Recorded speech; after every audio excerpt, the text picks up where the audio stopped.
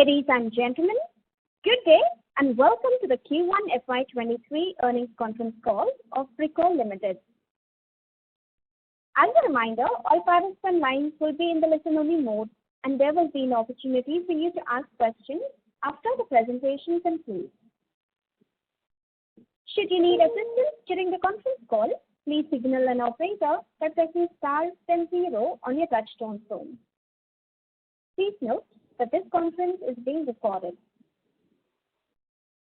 I now hand the conference over to Mr. Anuj Concall from Valorem Advisors. Thank you and over to you, sir. Thank you. Good afternoon, everyone, and a very warm welcome to you all. My name is Anuj Sonpal from Valorem Advisors. We represent the investor relations of Pricol Limited. On behalf of the company, I would like to thank you all for participating in the company's earnings call for the first quarter of financial year 2023. Before we begin, let me mention a short cautionary statement. Some of the statements made in today's earnings call may be forward-looking in nature. Such forward-looking statements are subject to risks and uncertainties which could cause actual results to differ from those anticipated. Such statements are based on management's beliefs as well as assumptions made by and information currently available to management. Audiences are cautioned not to place any undue reliance on these forward-looking statements in making any investment decisions. The purpose of today's earnings call is purely to educate and bring awareness about the company's fundamental business and financial quarter under review. Now let me introduce you to the management participating with us in today's earnings call and hand it over to them for opening remarks. We firstly have with us Mr. Vikram Mohan, Managing Director, Mr. P.M. Ganesh, Chief Executive Officer and Executive Director, Mr. Siddharth Manoharan, Chief Strategy Officer, and Mr. Priyadarsari, and Ms. Vidya, who is the Chief Financial Officer. Without any further delay, I hand over the call now to Mr. Vikram Mohan for his opening remarks. Thank you, and over to you, sir. Thank you, Anuj, for the introduction, and very good afternoon to our investors participating in this call today. We apologize for the slight delay in starting the call because of some technical issues, and thank you for your patience. I'd like to once again introduce my colleagues on the call today. We have with us our colleague Ganesh, who's our CEO and Executive Director and member of the board. We have Siddharth Manoharan, who's our Director Strategy and Head of Special Projects, and Vidya Venkatachalam, our Financial Controller. Our CFO could not make the call today as he has had a bereavement in his immediate family and is busy with the ceremony. I do hope all of you have had an opportunity to look at the presentation that has already been uploaded. I will go straight into some of the key parts of the presentation which I would like to dwell upon. Some of the key partnerships that we have entered into in the last few months have been with Cipros, a company that is based in the Silicon Valley, which is going to help us strengthen our presence in the driver information systems and telematics by offering end-to-end solutions and helping us grow our software presence in the driver information system space. We have recently entered into an agreement with BMS PowerSafe, a part of the Startech group based in Europe. This is a new product that will help us increase our play in the EV portfolio of products in the coming years. For those of you who are not familiar with what BMS is eventually going to play the role of an engine in a vehicle, in an EV, because the fuel is provided by the battery. The battery management system, which is hardware plus software put together, will command and control the vehicle. We have also created a center of excellence with PSG College of Technology, an institution of repute and ranked among the top engineering institutions in the country, to develop high-efficiency micromotors and robotics and artificial intelligence to bolster our manufacturing engineering capabilities as well as to help with our actuation and fluid control systems vertical of the company. We have also partnered with Caldera CGI Studio, which will help us improve our HMI solutions, because as our driver information systems are getting more digital, we need to have better human-machine interface between the vehicle and the driver, and our partnership with Kindera will help us go that way. So as I mentioned earlier in my earnings call, we are working towards becoming more of a technology-driven company and a technology company to help in the automotive industry rather than a component manufacturing company. And all of these partnerships that we have entered into so far are helping move us in that direction. Having said so, we continue to invest nearly 4.7% of our sales on both product and process technology, and about 60% of our white-collar costs continues to be spent on product and process technology, which will help keep us ahead of our competition in terms of offering technological solutions and not just products or components to our customers. Some of the key highlights were winning the Suzuki Motorcycle Vendor of the Year award, which was received by our Executive Director and CEO in June. Cutting to the financials, which most of you would be interested in, we have at a consolidated level reduced our borrowing significantly to 65 crores compared to the same time last year. As of 30th June, our excluding ECLGS borrowing, the long-term borrowing stands at 65 crores, and as a management team, we are fairly confident of extinguishing this and bringing it to a zero in the next few months. We've had a healthy EBITDA and healthy EBITDA margins. EBITDA margins, of course, could have been higher if not for the supply chain constraints that we have been facing on account of the IC shortages. We continue to buy ICs at premium prices and also by paying expediting fees.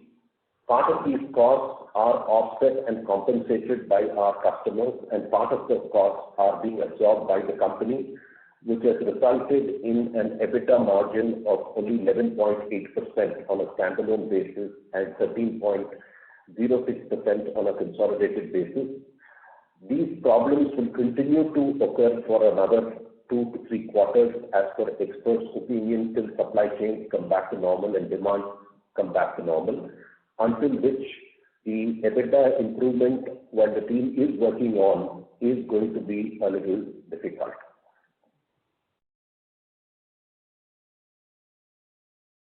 Our revenue from operations on a quarter-to-quarter comparison between Q1 FY22 and Q1 FY23 has seen a 41.61% increase.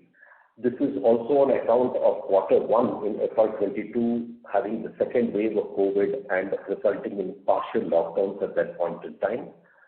Our cash profit for the period has increased again on a quarter-on-quarter comparison between FY22 and FY23 by 48.63%.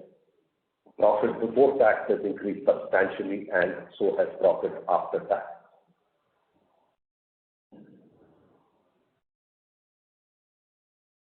On a consolidated basis, again, the numbers are similarly significantly higher.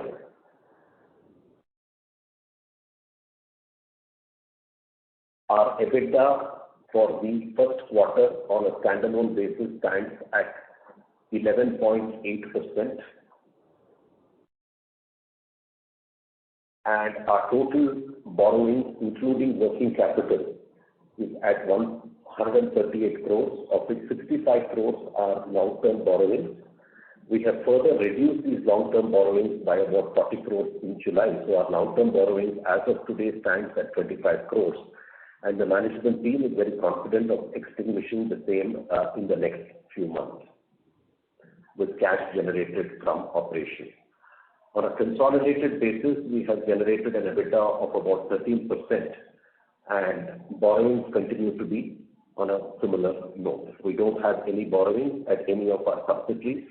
All of our subsidiaries are cash accruing. Some of the recent product launches have been the TFT cluster for the iQube, which has been a runaway success for TVS, a to-be-launched model by TVS, the Ronin, and some industrial export products. And for the first Tata Motors EV commercial vehicle, we have been selected to be the supplier as well. Thank you very much, and we'd be happy to entertain any questions. A humble request, in order to allow everyone a chance to have their questions, we would request participants to take one question at a time, and once their question is over, to join the question queue if they have further questions. Thank you very much. Thank you very much. We will now begin the question and answer session. Anyone who wishes to ask a question may press star and 1 on the touchtone telephone. If you wish to remove yourself from the question queue, you may press star and 2. Participants are requested to use handsets while asking a question. Anyone who would like to ask a question, please press star and 1 at this time. Ladies and gentlemen, we will wait for a moment while the question queue assembles.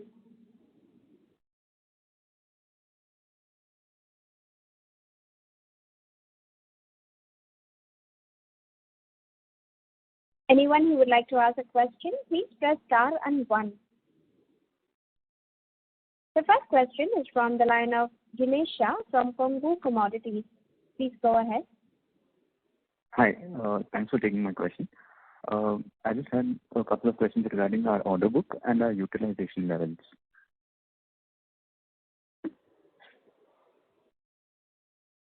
Hello.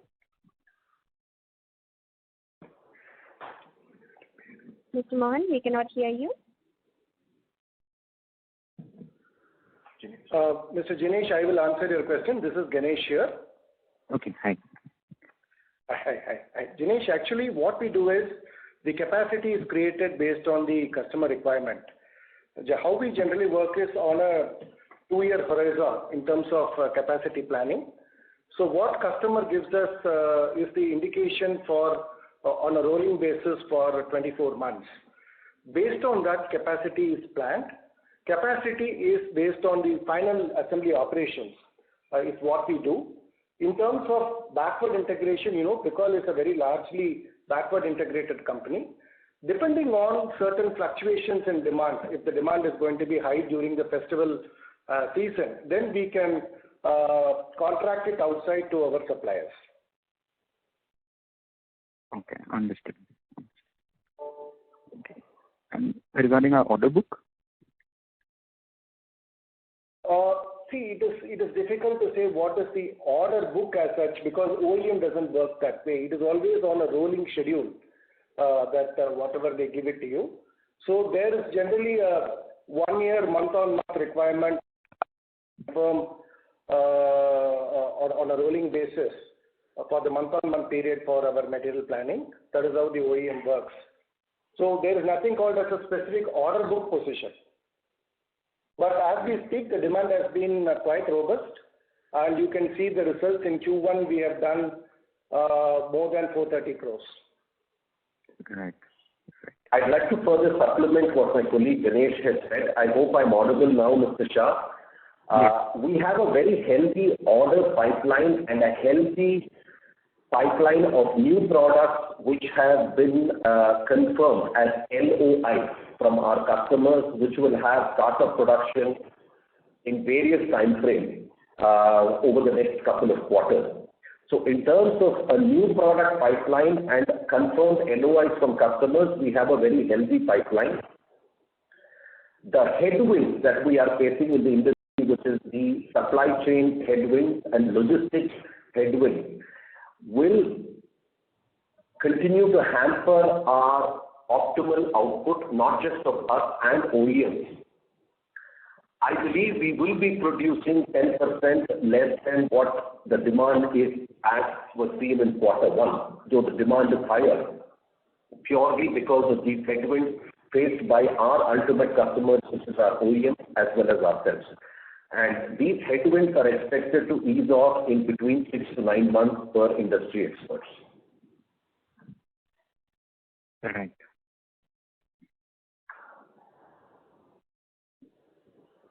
So if I would also like to understand the recent partnerships that we've got with BMI and Sigros. When can we expect products in partnership with them, to come into production, and how can you just throw some more light on these partnerships? With regard to Sigros, the first set of joint products will be ready this month, and from next month we start the roadshow with the customer. With a customer whom I would not like to name, but a very large OEM, we have already got an LOI, which will go into production in about 12 months' time. But the real power of this partnership and, in terms of significant numbers, it will start firing on all cylinders in about 24 months. With regard to BMS Powertrain, the first visits to the customers will start taking place now. And the real benefit of this partnership is, and this is a very, very mission-critical product. Like I said, it's going to be the heart of the automobile or the EV vehicle. So the first revenue will not be expected before 24 to 30 months coming out of this partnership. The Center of Excellence launched with PSG, and we have one more Center of Excellence with another engineering institution of repute in the anvil, which will be announced shortly. These are to only bolster our development capabilities, both on product and process. Right. Understood.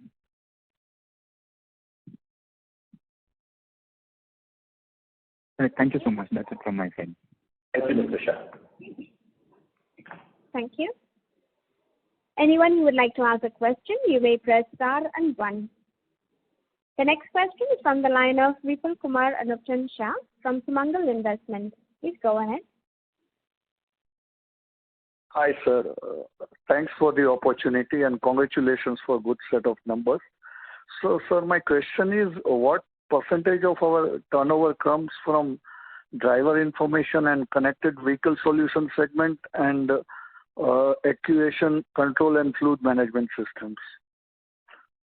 About 55% of our turnover comes from driver information systems, 60 to 65% based on the product mix, and about 30% from the actuation and fluid control systems. Ganesh, correct me if I'm wrong.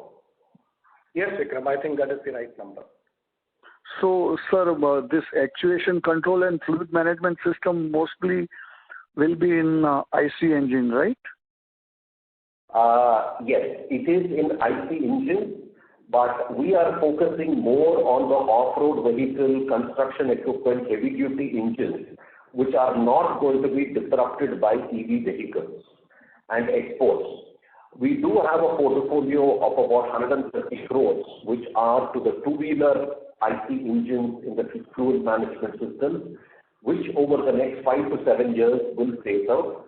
But the new product growth for the other segments in that vertical will far outweigh the loss of this business. And sir, can you comment on the margin for the two segments? They are same or they are different? On a normal basis, the margin for the driver information system is higher, and for the actuation and fluid control system is lower on a normal basis. But for the past 1 year, the situation has been slightly reversed, because one of the key raw materials for the driver information systems is ICs and electronic components, which are seeing massive shortages. So we are paying premium prices to get raw material as well as premium freight and expediting fees. So today the scales have slightly tipped. But on a normalized basis, the margins in the DIS segment are higher than the fluid control system, which is a little more commoditized. And so lastly, what percentage of our turnover comes from two-wheeler and what percentage it comes from four-wheelers and other vehicles? I will let my colleague Ganesh answer that question. Ganesh, over to you. Vipul, good afternoon. About 65% of our total revenue comes from the two-wheel front. About 25% of our revenue comes from the ORV and the tractor segment, and the remaining comes from the personal passenger vehicle segment. So 20% is from tractor, and which other segment you said, sir? Off-road vehicles, commercial vehicles, and tractors.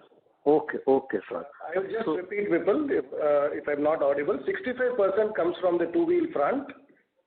15% comes from the commercial vehicle.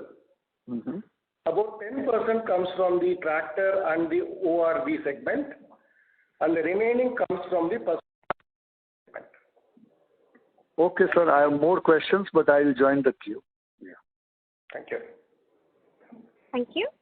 Ladies and gentlemen, you may press star and 1 to ask a question.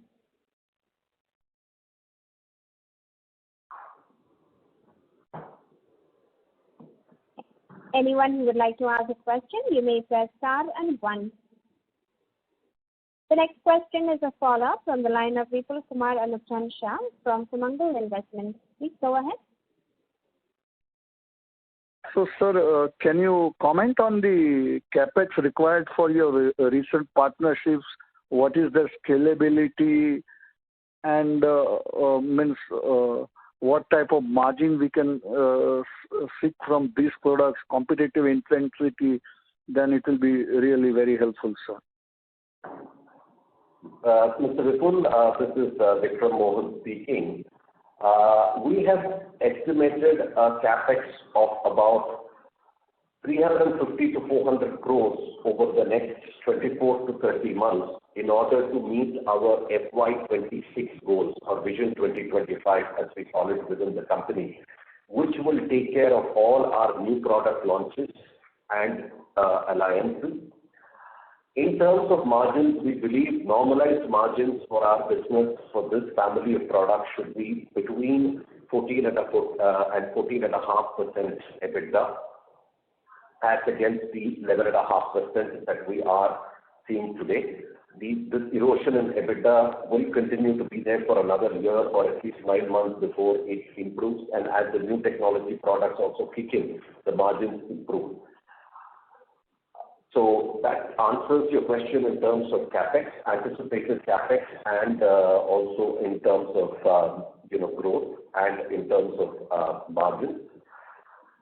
Some of the commoditized products like the two-wheeler oil pumps and chain tensioners, the lower margin products, as they keep going out of our portfolio, and the more high technology products like the TFT clusters, when they start replacing the mechanical clusters, the margins are going to also go up, which is why I said when the supply chain pressures ease and normalize supply demand in electronic components, and as we keep moving up the technology curve along with our customers, our margins will normalize at around 14 to 14.5%. So regarding this battery management system tie-up, so what exactly will be supplying? Will be supplying battery pack or will be supplying components? Means I'm little confused, so please clarify, sir. Mention what is a BMS. A BMS is not a battery. A BMS is not a charger, but it is a piece of hardware and software which manages the entire vehicle propulsion system. Right? So it is hardware plus software put together, which sits on top of the battery, the charger, the motor, the drive, etc., which manages all of these systems and helps to the propulsion of the vehicle. So it's basically hardware plus software put together, which will sit and manage the vehicle propulsion. So this BMS will be selling to two-wheelers, four-wheelers, or will be selling to all vehicle manufacturers? And what type of content per vehicle we can expect from with the two-wheeler segment, but this will cut across all vehicle segments, the BMS.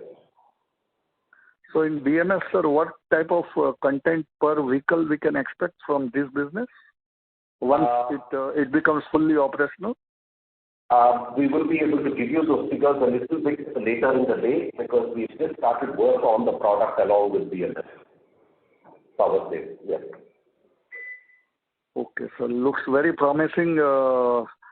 Sir, I would like, at your opportune time, your company looks very interesting to me. I would like to meet you. So whom should I contact? Because I have a lot of questions which cannot be asked over call. So whom should I contact? Please do get in touch with our head of corporate communication, who's also on this call, Mr. Siddharth Manoharan, who's also our head of strategy and projects, and he will be able to facilitate in-person meeting at a mutually convenient date with the leadership team. Thank you so much, sir. Thank you so much and wish you all the best. Thank you, Mr. Shah. Thank you. The next question is from the line of Vishal Sandimani from Motilal Oswal. Please go ahead. Hello, am I audible? Yes, Mr. Vishal, please go ahead. Good afternoon. Yeah, good afternoon, sir. So my question was regarding the capex plan. You mentioned that you are going for a capex of 350 to 400 crore over the next 3 years. As a company has been shortlisted in the PLI scheme of the government, shortlisted in the PLI scheme that is offered by the government, is the entire capex be classified as PLI capex, or how does it work out? I will request my colleague, our Director of Strategy and Head of Projects, Siddharth, to take that question because he handles that function. Thank you. Vishal, as part of the PLI application, yes, we have been approved, and the 300 crores of capex, what our managing director mentioned, will be staggered over the years and depending on the product maturity as well. And many of these products have already applied as part of the PLI application will be qualifying for the PLI scheme. But we will not be able to quantify the exact values as we stand. Okay. And so we have been doing a PAT on gross block basis of around 2. So will we continue to do a PAT of 2, or will we be increasing our PAT on a sequential year-on-year basis? We will be increasing because, historically we had a high amount of borrowings which have reduced our interest cost was high, which has now reduced. With long-term borrowings now reaching near zero in the next couple of months, it will improve. Even between Q1 of FY22 to Q1 of FY23, as you've seen in the presentation, there has been a significant increase. Okay, sure, sir. Thanks so much. What I want to draw your attention to is free cash flow and cash from operations, which has also seen a significant increase. And almost all of this capex that has been planned will be funded from internal accruals with next to no external borrowings for the same. Okay, got it, sir. Thank you so much.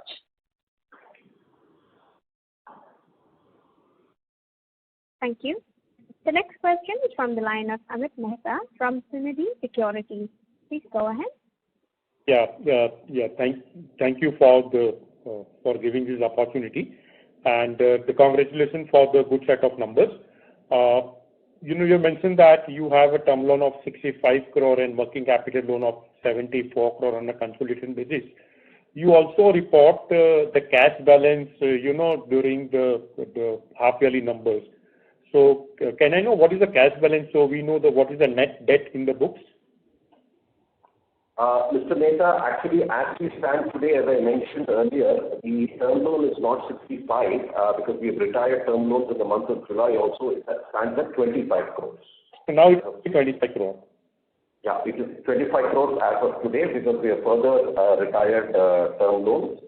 The cash balances on the books, I don't have the figures straight away. I will request my colleague Vidya, who's on this call, to answer that question. Yeah, good afternoon. So as far as the cash balance in books on a consolidated level, it will be net of long-term borrowings will be nil. We will be having a positive cash reserves on a consolidated basis. But as regards to working capital, we are having working capital borrowings to run the show. So that will be around 70 crores. Okay. So can I assume that your net debt is only 70 crore, net of cash? Yes. Short term, including working capital borrowing. Okay. And regarding the capex, you mentioned that you plan to spend about 350 to 400 crore for the new products. So, that will take about 2 years in a phased manner. So, how much revenue, this capex can generate approximately? Yeah. We currently have a capacity of about 2,200 crores for varying product mixes. It could come as low as 2,000, it could go as high as 2,400 crores, Mr. Mehta, based on the product mix, which is our current capacity. If we invest this 350 to 400 crores, give or take, put us closer to a capacity of 3,500 crores. 3,500 crores. 3,500 to 3,600 crores capacity and 3,500. Okay. So, currently, though you have a capacity to do about 2,200 crore of the revenue, but still, we are still in 1,800 crore kind of range, So when do we see that, we can go to the optimal level of capacity from our existing capacity available? When possibly a war in, I'm just joking, but when possibly a war in Ukraine is over and things are normal in Taiwan, actually, like I mentioned earlier, the demand is higher than what we are able to supply. Okay. We are losing at least about 10% production every month, which means our OEMs are also losing that production. So the demand actually that is there today, the current run rate of demand is closer to about 165 or 170 crores, whereas we have put 150 crores thereabouts. So we can reach our capacity when certain normalcy comes back into supply chain, which is going to take between 6 to 9 months. Okay. And then we'll have to, that is why we are now planning for the new wave of capex in order to enable our new product launches and enhancing capacities for all the new businesses that we have won, which are going to go into production in FY24 and FY25. Okay. We have read that the availability of the chips has little bit improved, The problem was severe 6 months back, but now there is little ease of the availability of this chip. So is that true or?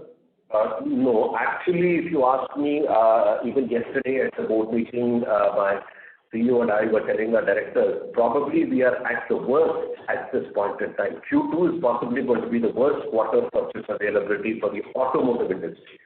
Chip availability has improved for the non-automotive segment like the computers and telecommunication industry, but I think the automotive industry, it has reached its peak at this point in time. Okay. Thank you. In fact, we are literally running on 1 shift or 2 shifts raw material availability of chips. Thank you, sir. Yeah. This is Vidya here. Let me clarify the borrowing position again. See, at a consolidated basis, we are currently long-term debt-free now because we have cash reserves which can nullify the current long-term debt what we have as on 31st of July in the consolidated level. And with regard to working capital, as you're aware, our repo rates are increasing, so we are exploring ways not to utilize our borrowing. Instead of borrowing, we are exploring ways to go for some factoring or discounting facilities with the customers. So thereby, we are planning to reduce our borrowings, short-term borrowings also. Hope it is clear now. So this working capital loan of 74 crore, which is a drawn limit, correct? No, the drawn limit will be around 25 crores now. Since the repo rates are going higher, we are just going in for some working capital demand loan at a very low competitive rate. Okay. Whereas the working capital funding as such, including our factoring facility with the customers and discounting facility with the customers will be around 70 crores. So in the financials as such, we'll be showing only around 20 to 25 crores as working capital borrowings. Whereas the working capital funding will be around 70 crores. Yeah. Okay. So when we say the company plans to become a debt-free, so probably the next quarter you will have a term loan debt-free, and the working capital loan will fluctuate depending on the volume of the business. Is that assessment correct? Yes, Mr. Mehta. Yes. I've always maintained that by March 2023, we will be long-term debt-free. Sir, you will before that. Pardon me? Sir, you will be before that now, because now as we speak, you are only 25 crore term loan. No. So just hold on. In my earlier earning calls, I had promised that as a team, we are working towards the goal of becoming long-term debt-free by March 2023. So we are ahead with our cash generation. But I'm telling you will be much before that. Yeah. Yes. No, on a net debt basis with cash balances, we are already on a consolidated basis. We have no long-term debt. Yeah. But the 25 crores debt, which is there on the books, also will get retired in the next couple of months. Yes. Okay. And madam, what is the interest cost currently? What we are paying on our working capital loan? Vidya? Am I audible? Yeah. Yes, for working capital borrowings as such, we are at 6.25%, but you might have seen there is another repo rate increase today, so we need to wait and see how it may increase. As far as the other working capital funding per se, it is around 7% now. And we also have one ECLGS loan that is at around 8%.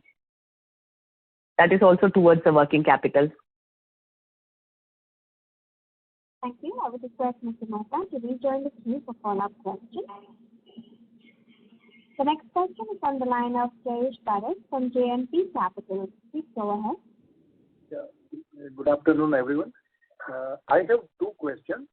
One is that we have a research technology center at Coimbatore where we are unable to hear you. Can I request you to be a little louder, please, sir? Oh, sure. Can you hear me now well? Yes. Yeah. We have a research center at Coimbatore where around 300 engineers are working, and we are spending almost 5% of our revenue size. So I just wanted to understand from you how this research center is contributing toward operational material efficiency, as well as how this research center will contribute to expand our presence in field other than 2 and 3 wheelers. Let me just correct you on that. It is an engineering and technology center for product and process development. And the exact number of people working there are 380 people out of a total white-collar strength in Pricol of 850 people.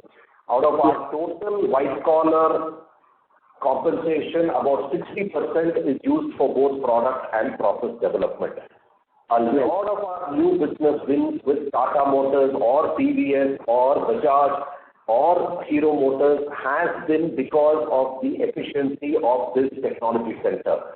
Compared to any of our Indian peers who are dependent on foreign partners for technology or MNC companies that are dependent on their home country technology centers, we are able to do it very frugally. That is why our market share is at a high. And we are not restricted only to 2-wheelers. We also have in commercial vehicles an 80% market share. And we have now started entering the personal passenger vehicle segment also with business with Tata Motors, business with Peugeot, Citroën, etc. No, yes, I got you, sir.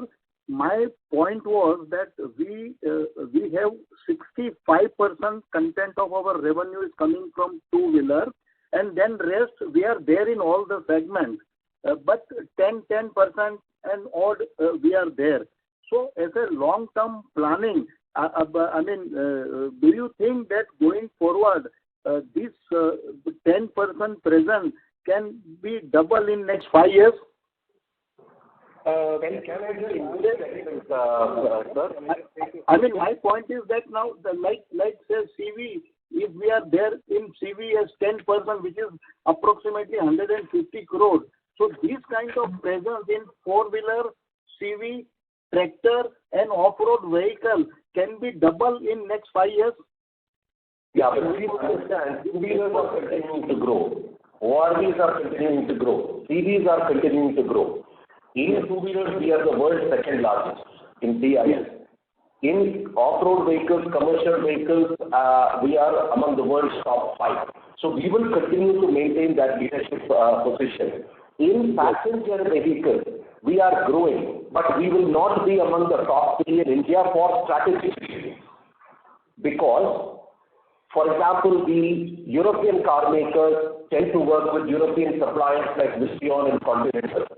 The Japanese car makers will compete with people like, will have suppliers like Nippon Seiki or Denso, because they launched the same platform in about 20 factories in about 9 different countries.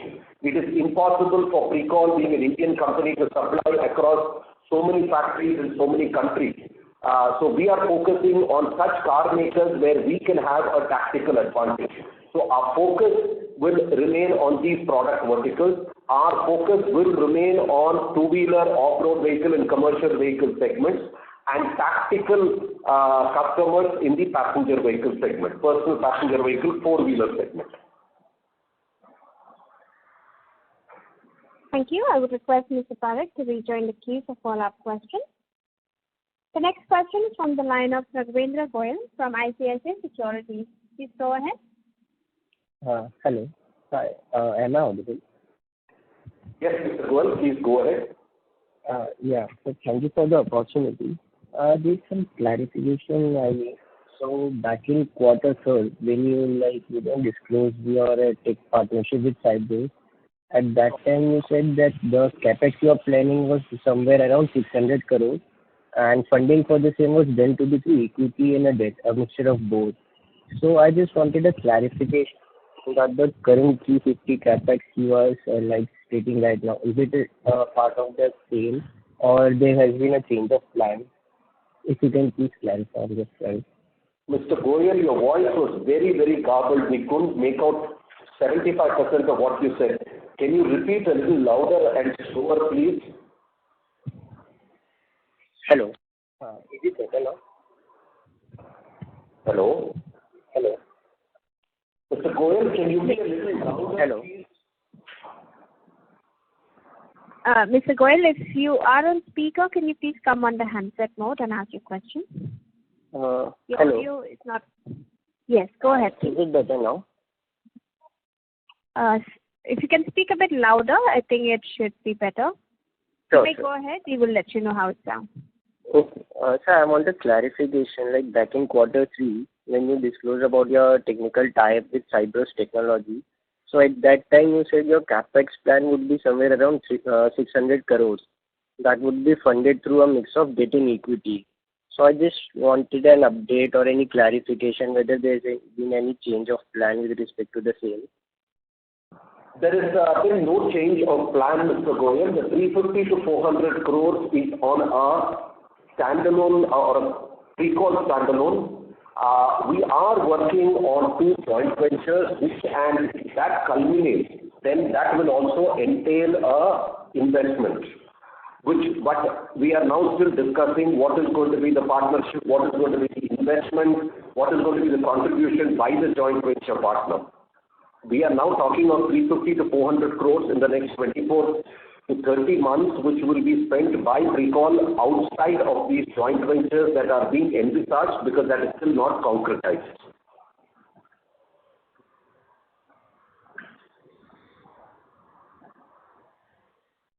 Am I clear, Mr. Goyal? Hello? Goyal, please confirm. Maybe we can move on to the next question, ma'am. Yes, sir. The next question is from the line of Vipul Kumar Anuchan Shah from Sumangal Investments. Please go ahead. Thanks for the follow-up. Sir, we are already manufacturing driver information systems. So, what value this Cyprus partnership will add? So, can you elaborate? I request you to go into the presentation and read a little bit more about what the Cyprus part, because it is very clearly mentioned in the investor presentation, sir. And since you've asked for a personal meeting, my team can explain more clearly, because I don't want to get this into a technology route. Yeah, there are 4 or 5 lines have been written. So, but still I could not understand. That's why I asked the question. Anyway, if you want, I can take it offline also, sir. Yeah, because it's going to get heavily into technology. Basically, we are in hardware, they are in software, and the power of both are coming together to deliver a better solution. If you want me to answer in one line. Okay, sir. Got it. Thank you so much. Yeah. Thank you. Anyone who would like to ask a question, you may press star and 1.